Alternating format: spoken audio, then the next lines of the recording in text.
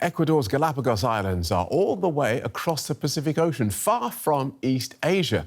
But last year, Chinese fishing boats showed up there. And not just one, the vessels sailed right to the edge of the island's territorial waters and famous wildlife habitats. That caused an international outcry. This summer, the Associated Press and Spanish-language broadcaster Univision documented the huge scale of Chinese fishing off the coast of South America and found evidence of environmental, human rights and international law violations. They look like city lights on the horizon, but this is an armada of fishing vessels, harvesting squid off South America to feed China's enormous appetite for seafood, and, as investigations suggest, with little regard for the environment, workers' rights, or international law.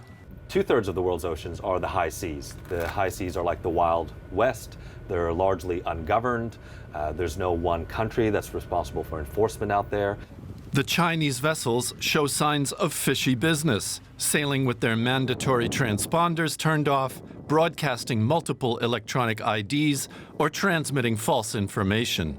Once again, the Chinese ships have crossed the Pacific. Last year, they sailed to the rich fishing grounds around the Galapagos Islands. Because of overfishing closer to home, they have to venture far and in huge numbers. Last year, what we saw when you had the 350 Chinese fishing vessels off the coast of the Galapagos Islands, it was really a wake-up call for the region. You're seeing increasingly vessels travel further and come to this hemisphere to find those fish.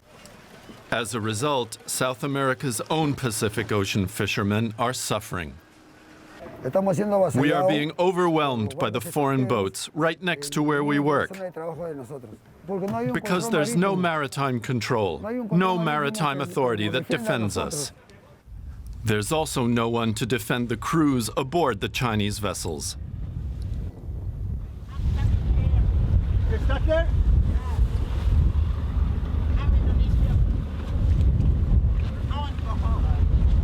The next day, the team returns with a megaphone. You write a letter or email, and I send it from the ship. Crews are known to have spent years at a time at sea. Oh, he just gave us a phone number.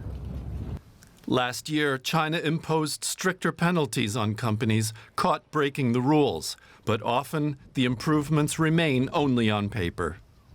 The answer from the Chinese government has been, we don't control them, or we haven't tracked them. Well, you can track them. We can track them. The NGOs can track them. If they wanted to track them, they could track them. So, in the absence of more robust monitoring, NGO ships like this are the closest thing to a high seas sheriff among countless lawbreakers.